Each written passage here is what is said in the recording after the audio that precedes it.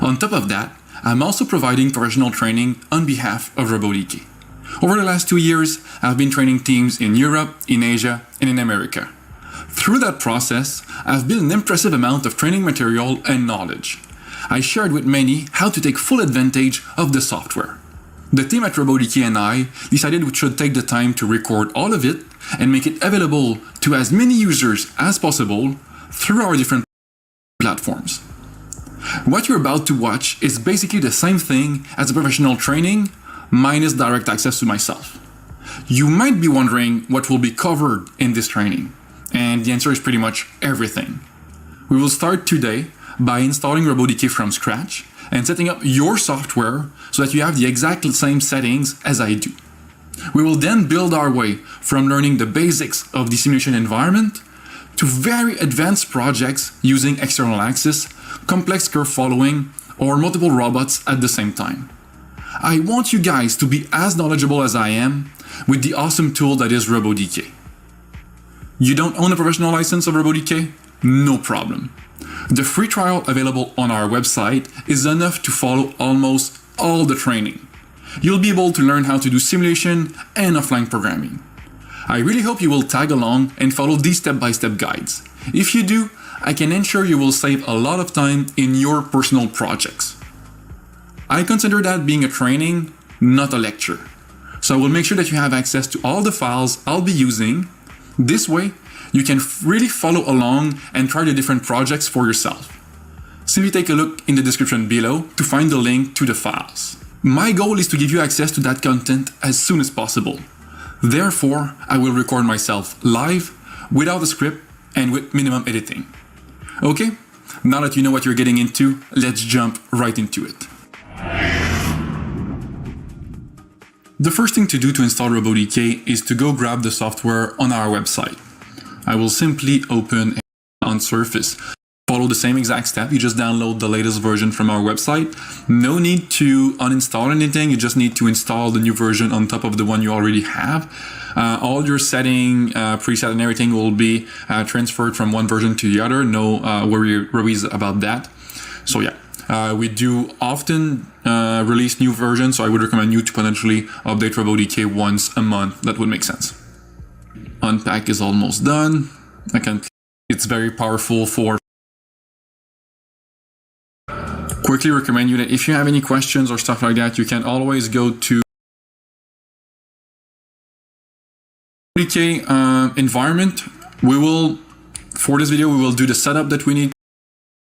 The license properly installed. Close RobotDK, right click here, the logo, right click RobotDK and start RobotDK as an administrator.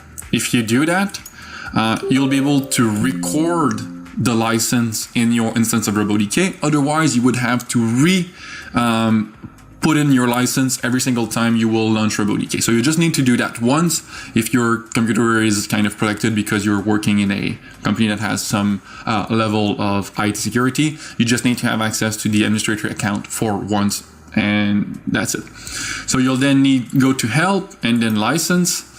You will paste your license key here, and if you have access to the internet, which you need to have to activate your license the first time, otherwise you can use a USB dongle. You need to contact us for that. It will tell you how many licenses you have and how many are in use, and the license key will appear here. You can always, now it's activated, you can always deactivate it if you want to provide the same license key to someone else. And this way you can exchange from one computer to the other. So here, and you'll see as soon as I quit here, you'll see trial RobotDK training. In this case, if it was a professional license, it wouldn't say trial, it would simply say license. So for the next video, I will switch back to my normal license. But for this one, let's run it like that. Then we will go to tools. You have language here. So if you want to select another language than English, you are very welcome to do so. For this training, I will keep English. I will most likely record another training in French as it's my first language in the future. So stay tuned for that if you are a French speaker. Let's go for tools and then option. Let's just set up your instance of RobotDK the same way as mine is set up. As it's a fresh install, I have no settings activated. I need to kind of set up my things the way I like them. So in this case, I will activate Group Simulator Action here for the Undo Redo in the General tab.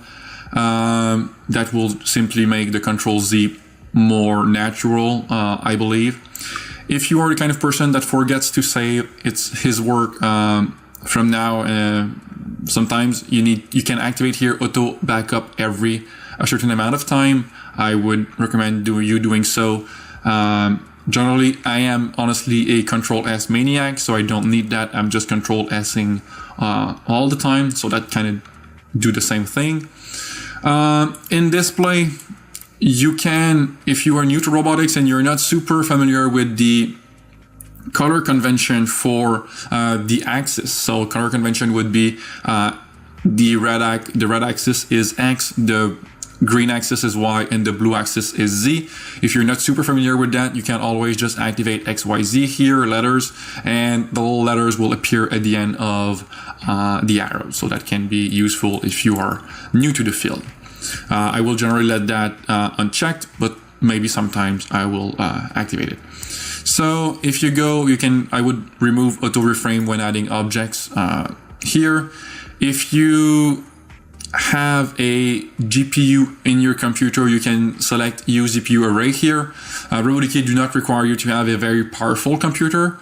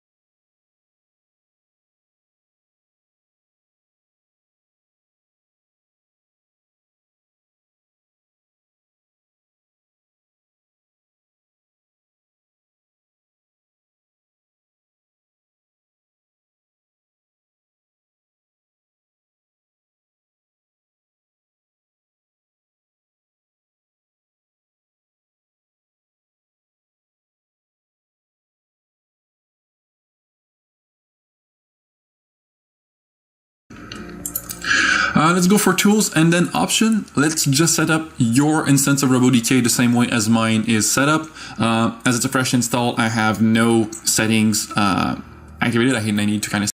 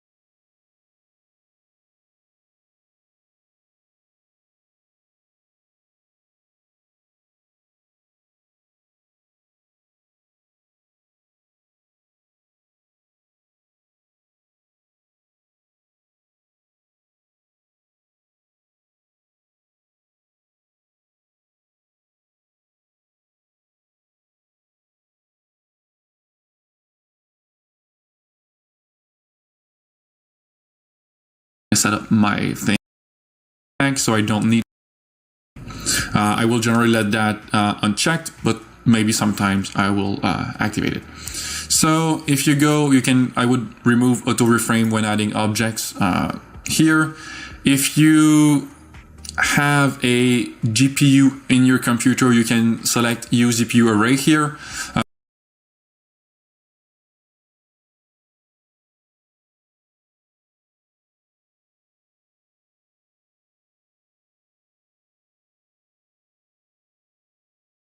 RobotDK do not perform. The only working with projects that have hundreds of thousands of points or multiple robots at the same time or very heavy 3D objects. A more simulation show you. Hey, what's up guys? Jeremy here. In this video, we will do a quick overview of the software.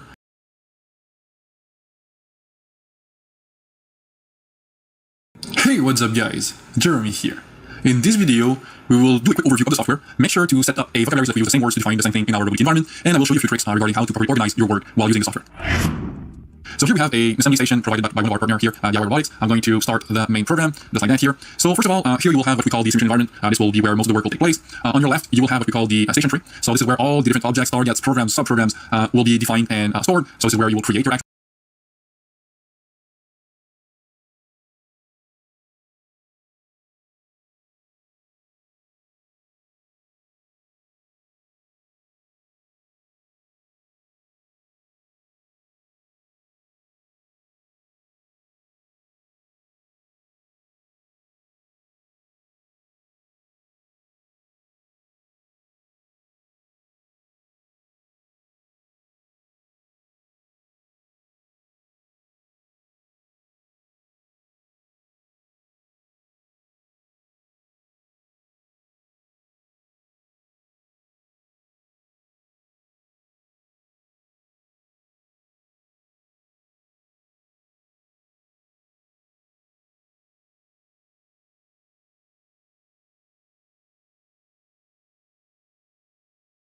program. On top of that here, you will have what we call the toolbar. So the toolbar is full of all the most commonly used tool. So you can think of opening the online library to get some robots. You can think about adding some frames, some targets, repositioning your station, activating the collision detection feature, creating programs, creating motions, adding timer, program calls, IO activations, simulation event. So a lot of stuff will happen here in your early days of RobotDK. Then you have on top of it here, you have what we call the main menu. So a lot of the features that you see here will be available under these menus, but you also have access to much more features. So if you keep target on surface, you can change your simulation speed, you can add some rounding, you can set tools, set frames, stuff like that. Super useful. Under view, under tools, there's also that you'll be able to do change color, measurement tool, create curves, run some plugins, as we already did, change language, or go and reach the option win panel. Under utilities, you'll be able to define your TCP.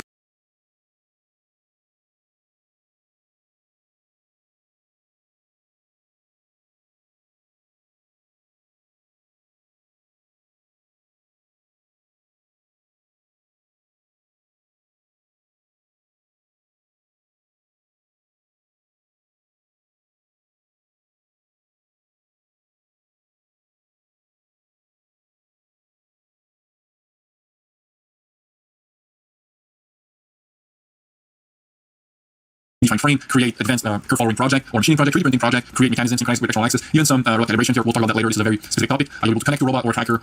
So all of the feature, more advanced feature are under this main menu.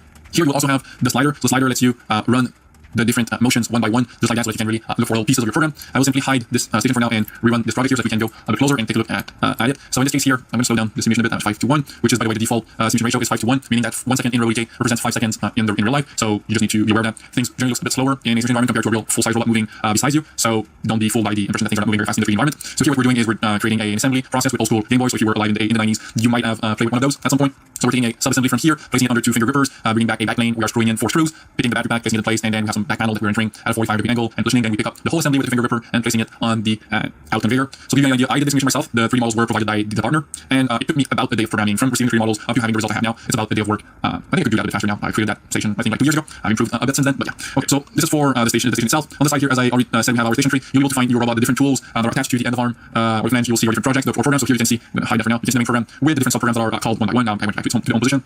You can see there's like folders that you can create, organize your work. I would highly recommend you to organize your work with folders if you create somewhat big projects that will make your life much easier in the long run. I would also recommend you to make sure to have significant name for programs, your targets, frames, everything. In fact, that will also take a bit more time while programming, but will be much easier when it comes to debugging and stuff like that. So being organized is honestly the key if you want to be efficient and have a great experience with RobotDK. A few things. RobotDK works a lot with the keyboard, so this hand here should be stuck on your keyboard at all time. You'll be pressing shortcuts. I'll make sure to name the shortcuts as I'm using them, so that you're not like just saying they're not knowing exactly what I did. So I'll make sure to rename every time I'm pressing a key on my keyboard. But also you need to see that all the shortcuts are kind of written to the side here, so you can always have a visual reminder of what shortcuts you should press. I would recommend menu to try to use the shortcuts as soon as possible in your learning curve RobotDK. That will save you a lot of time and make your work way more efficient.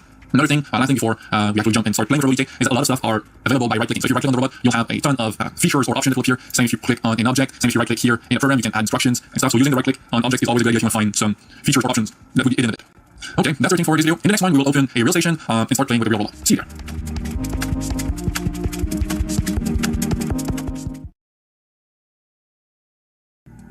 Hey, what's up guys? Jeremy here.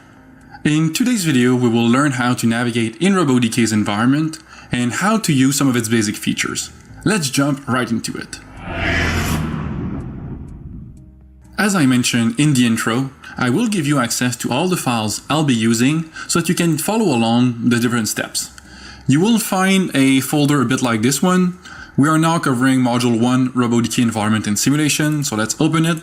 And we are in sub-module 1, so RobotDK Environment. Here you will find 01A rectangle, so let's drag and drop that here. If the drag and drop doesn't work, you can always simply use here open and find the right path and just open the file this way. This station is very simple. I kept it simple so that it's easier to learn. So we have one robot here, one tool. The robot is a KUKA KR900. And that's pretty much all we have. So here, as I already mentioned, this is your 3D environment. If you want to navigate in the 3D environment, you will mainly use your mouse. So to pan from left to right or up, down, you will use the middle button of your mouse or the scroll wheel button. So if you click on the scroll wheel button, you'll be able to move left and right, up or down. You can zoom in by using the scroll wheel. So just like that, it will zoom by increment. If you want to have a smoother zooming experience, what you can do is press your scroll wheel and then press once your left click or right click, sorry, while still holding your scroll wheel. This way, if you move up or down your mouse, you'll be able to zoom. So once again, press your scroll wheel, hold it, and press your right click once, and then you can move up or down to have a more fluid zooming experience. Now for the rotation. Rotation will happen if you simply press your right click and hold it. Then if you move around, you'll be able to move it like that. You can go back here to the isometric view, or you can decide to see the station from the top, from the front, or from left or right, like that. Perfect. On your left, you will find your station tree. Station tree, as I already mentioned, is super important. Most of your work will happen here, or in fact, most of the organization of your work will happen here. This is where you will create your programs, this is where you will manage your objects, your targets, your robot, everything, in fact.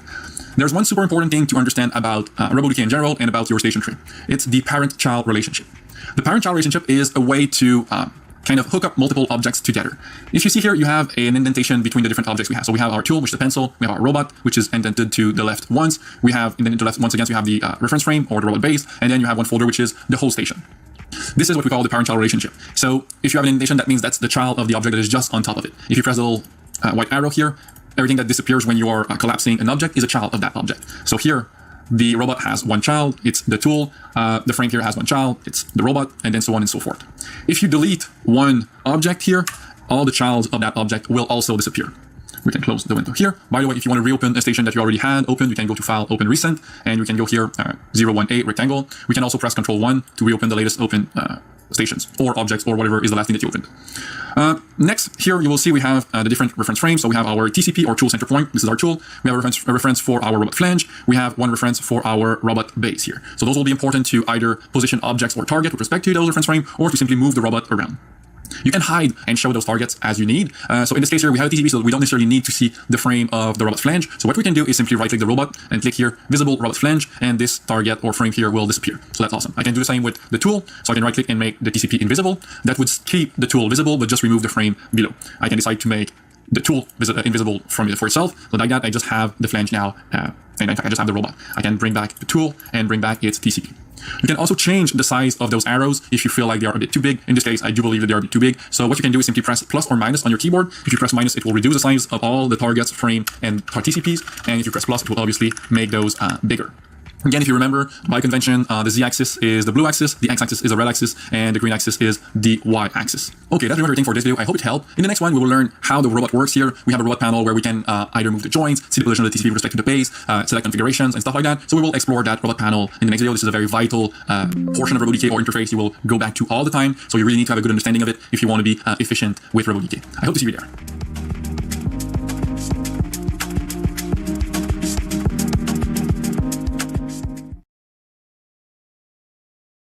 Hey, what's up guys, Jeremy here. In this video, we will continue exploring RobotDK's environment. Particularly, we will concentrate on the robot panel. This is a very important feature of the UI, so you really need to understand it properly. You will spend a lot of time playing with the robot position, joint values, and configuration, so I really want you to have a good understanding of each of these features. Let's jump right into it. As mentioned, the robot panel is very important. You can reach it easily by double-clicking directly on the robot. You will find it here on your right. You can also reach it by right-clicking the robot and selecting Options.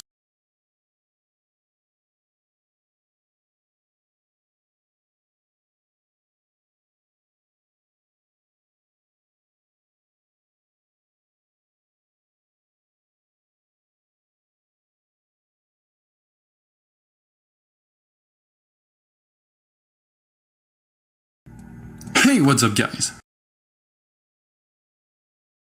On your left, you will find your station tree. We can go here. Uh,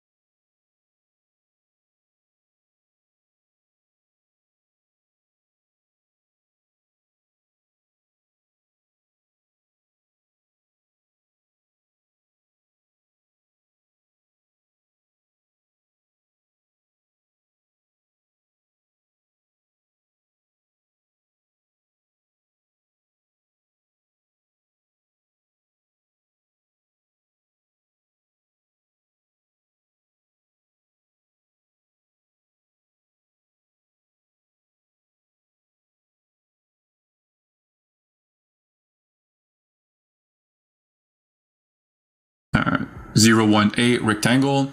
We can also press Ctrl 1 to reopen the latest open stations or objects or whatever. This is our tool. We have a reference for our robot flange. We have one reference for our robot base here. So those will be important to either position objects or target with respect to those reference frame, or to simply move the robot around. You can hide and show those targets as you need. So in this case here, we have a TCP, so we don't necessarily need to see the frame of the robot flange. So what we can do is simply right-click the robot and click here, Visible Robot Flange, and this target or frame here will disappear. So that's awesome. I can do the same with the tool. So I can right-click and make the TCP invisible. That would keep the tool visible, but just remove the frame below. I can decide to make the tool invisible for itself. So like that, I just have the flange now. And in fact, I just have the robot. I can bring back the tool and bring back its TCP.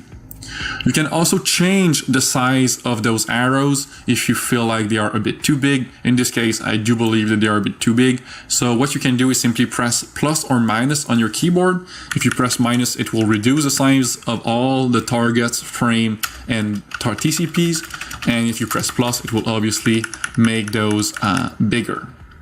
Again, if you remember, by convention, the z-axis is the blue axis, the x-axis is the red axis, and the green axis is the y-axis.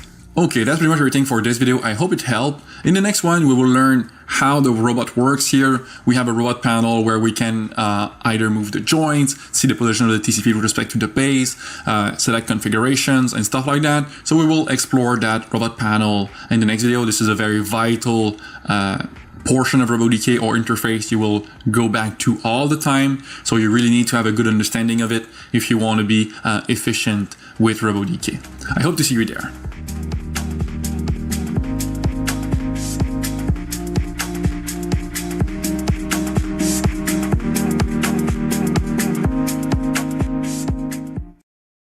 Hey, what's up guys, Jeremy here. In this video, we will continue exploring RobotDK's environment. Particularly, we will concentrate on the robot panel. This is a very important feature of the UI, so you really need to understand it properly. You will spend a lot of time playing with the robot position, joint values, and configuration, so I really want you to have a good understanding of each of these features. Let's jump right into it. As mentioned, the robot panel is very important. You can reach it easily by double-clicking directly on the robot. You will find it here on your right. You can also reach it by right-clicking the robot and selecting Options, or double-clicking on the robot in the station tree. By the way, clicking on a 3D object in the 3D environment or clicking on its reference in the station tree will give you the exact same result. Double-click here, robot panel. The robot panel will bring you very useful information. Obviously, the name of the robot. You will have here which tool is activated. In this case, we only have one tool, so there is no other choice. But if we had more than one, we could choose from here. It's the tool frame with respect to the robot flange. So this position here, the TCP with respect to the robot flange. Here, the numbers representing this position here with rotation. You will then have the reference frame with respect to the robot base. So in this case here, we only have one reference frame. I'm going to talk about reference frame later in another video, so don't worry about that.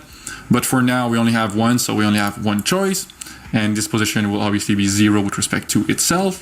You then have the position of the tool with respect to the robot reference frame.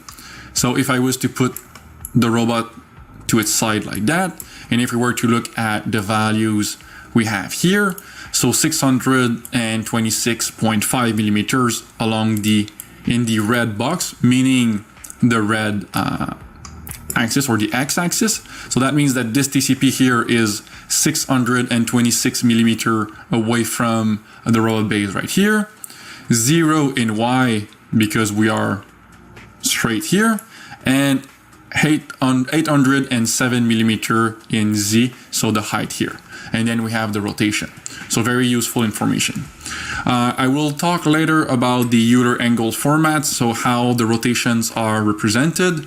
But here I would just tell you for now that you need to look at what values you can see here, what letters you can see here to define what are the rotations you have here. So z, y prime, or x prime prime. You will then have a small section here to jog the robot around. So that will be useful. We'll talk about that in the next video. You have also the robot workspace here. So right now we don't show any workspace, but we could show the workspace of the robot at the wrist. We could show the workspace of the robot at the flange of the robot. So the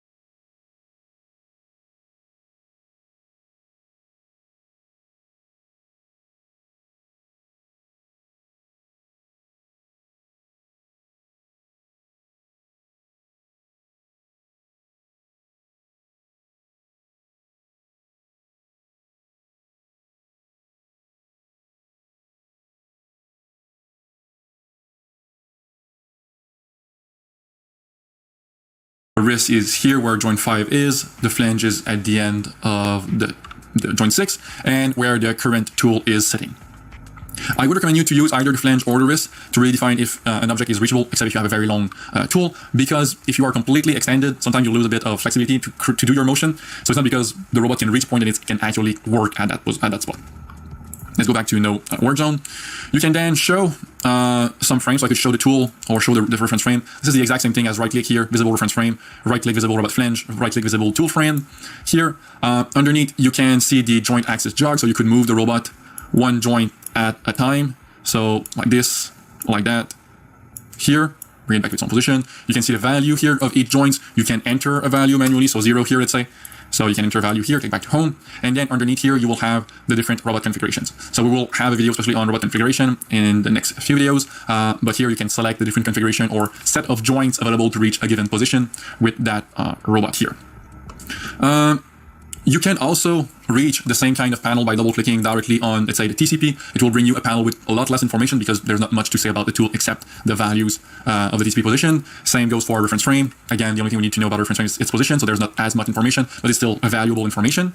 And okay, another thing that I want to show you, if you press your / button on your keyboard, you will see the name of the tool and frame appearing here. If we had other stuff in our station, we would also see the other stuff. So that can be useful if you want to kind of match some information from your station tree with the information you have in your 3D environment. So this is /. So as I said before, plus or minus, increase or decrease the size of the reference frame, / bring the names, and if you press on the star button, you will see the robot workspace. One last thing before we end this video. As I already said, I've been creating tutorial or training content on YouTube for 3 years now, so there's a lot of stuff already there. So sometimes during the videos, I'm going to refer to some of those videos to kind of give you more info. So for this one, if you want to take a look at Robot Part 1 and Robot Part 2, you are very welcome to do so. There's much more info here in what I cover. I go more in depth, let's say, in these 26 minutes as I would do in like 10 minutes here in the training. So if you have the time, if you want to know more about that, if you want to know more about that, I would recommend you to go and take a look here. In the next video, we will start moving the robot around. So learn how to move the robot either in a Cartesian way or joint way. So this will be the main subject of the next video. So hope to see you there. Have a good day, guys.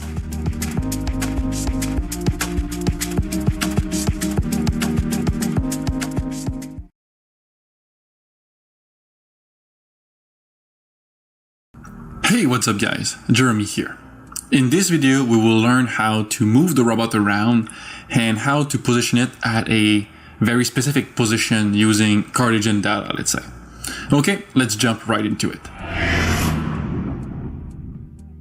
We continue with this basic example here, or basic station. As I mentioned before, we have the TCP here. TCP stands for Tool Center Point, if you didn't know. This is a very common acronym in robotics. We use TCP for the tool center point and end of arm tooling for the tool itself. If you want to move that TCP around, what you can do is simply press Alt. If you press Alt, you will see that on top of the normal red, green, and blue arrows, there's 3 squares that will appear. So one cyan, magenta, and yellow. And you will have a curved arrow red, curved arrow green, and curved arrow blue. So I will just go and, for this example, activate the display XYZ letters so that you can better see them and follow along. So if I press Alt and I hold Alt, so like I said, it's very important to use your left hand on the keyboard. So if you press Alt and hold Alt, you can now select the Y-axis and move along that axis just like that. As soon as you release either the mouse or Alt, you can't move anymore. You have to do the same with the Z-axis, just like that, or the X-axis, just like that here. If you select one of the curved arrows, you'll be able to rotate the tool around the axis corresponding to the color that you've selected. So if you select the curved green arrow, it will rotate around the Y-axis. Select the red curved arrow, it will rotate around the X-axis. Select the blue curved arrow, and it will rotate around the Z-axis. So you understand the concept. The squares are to navigate along a plane, so you might want to navigate along the YZ plane, let's say. So you just have to select the magenta plane, and then you move around, and it will move only along the Z and Y axis. The X-axis will stay constant at all time. If you open the robot panel here, you can take a look at the tool frame with respect to the reference frame. So the tool frame position with respect to the reference frame. If I move along the Y-axis, you will see that, in this case here, I need to realign myself. If I move along the Y-axis, you will see that only the Y-axis is moving in the position like that. If I move along the Z-axis, here. If I move along the X-axis, here, like that. Rotation will also impact the values that you see in the robot panel here. This represents on obviously the TCP position and orientation with respect to the active reference frame, which in this case is the robot base. You can also move by moving the different joints one by one. So let's say move joint 1, move joint 2, move joint 3, 4, 5, and the values representing the position of the tool frame with respect to the base will adjust themselves live. So it will be automatically like following the position of the actual TCP. So that's cool. If you don't have a TCP, you can also move with the flange. So if I remove the tool or make it invisible and bring back the robot flange like that here, I can move with respect to the flange the same way I moved with respect to the tool. So both are valid options. In this case, I will hide the robot flange in this case and bring back the tool. So that's cool. Here you have a small, I'm gonna bring back the robot to its home position. Here you have a small wheel. You can use it as a mean of jogging the robot either in translation or rotation, either with respect to the tool frame, the reference frame, or the robot base. So let's say for tool frame. So if I want to do a translation along the Z-axis, I can simply select the wheel here and do some rotation. By the way, it works if you put your mouse directly on the wheel, but it's a bit let's say drastic in terms of changes. If you click, hold, and move outward, you can have a bit more, let's say a finer control on the wheel to have a finer control on the specific motion. You can do rotation, like I said, around Z, around Y, around X. So that's great, bring that back to home. You can also just enter a value here. So if I enter 500, it will move directly to that value. I can also just bring my mouse on top of value and use my scroll wheel either up or down to increase or decrease the value we can see in this panel. So that's very useful, very handy. And last little thing, if you click like you already saw me do on the home position, it will bring back the robot to its home position. I will show you in a future and to targets to our station and define their position, move them around, and Hey, what's up guys? Jeremy here. In this video, we will learn how to create targets in our 3D environment. Targets are a mean to record and go back to a certain place in space with the robot. They are the building block of any robotic applications, so you really need to have a good understanding of those. Okay, let's get started. As I just mentioned, targets are a way to record a position in space. It will record the XYZ position and the orientation of the tool. If you want to create a target in RobotDK, it's fairly easy. You just have to move the robot to a given position where you want to create a target, and you press the Add New Target that you can find in your toolbar. It will create two things. It will create a smaller target or smaller reference exactly where the robot was, and it will create a new target in your station tree, in this case called Target 1. If you move the robot to the side and you press your /, you will see the name of the target appearing here. So the robot will move to that position. If I move it here, click Target 1 once, the robot will move there. If I move it and double click Target 1, the robot will kind of teleport to that position. There's a bit more to it than just moving or teleporting to the position, but we will cover the subtlety between those in a video called Configuration a bit later. If I start creating other targets, so let's create another target here. Let's go down here and create another target. As the name of the station suggests, the goal of this little demo is to create a simple rectangle. So nothing very complicated. So we'll start by creating 4 targets just like that. So now we have 4 targets. We can simply scroll from one to the other just like that. Very cool. Once this is done, we can decide to rename those. So to rename a target, you have 2 choices. You can either right click and select rename, or pressing F2. This will have the same exact impact. Starting from now, I will use F2 all the time. That saves 2 clicks. And at the end of the day, those little clicks that you save here and there really adds up and really make the difference between someone that is very efficient with RobotDK than just someone that is relatively efficient with RobotDK. So, and then you can call it, let's say, corner 1. So we'll go corner 1, select the second one, F2, corner 2, oops, corner, F2, corner 3, F2, corner 4, just like that. So now we have all our targets. By the way, if at some point you feel like your robot is moving very, very fast like that, this can happen. This is because your fast simulation speed is activated. So I wasn't planning on talking about that right now, but let's go for a small parenthesis. You have here 2 main simulation speeds. So I've talked during the small overview that you could click here, use the slider to kind of increase or decrease the simulation ratio.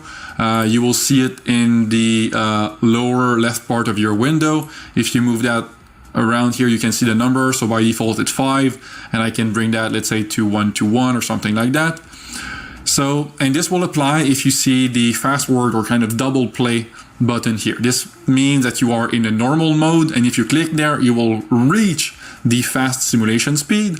So if things are, let's say, normal in terms of speed, that means that you are in normal simulation speed. But if you click here and you see the play button, that means that you are in fast simulation speed. The button kind of show you in what format or what mode you will go if you click on it. If the play button is visible, you will see that things are moving very quickly because we are at 100 to 1 in terms of simulation ratios. It means 1 second in RobotDK represents 100 seconds in real life, which make a huge difference. So I'll make sure to go back to the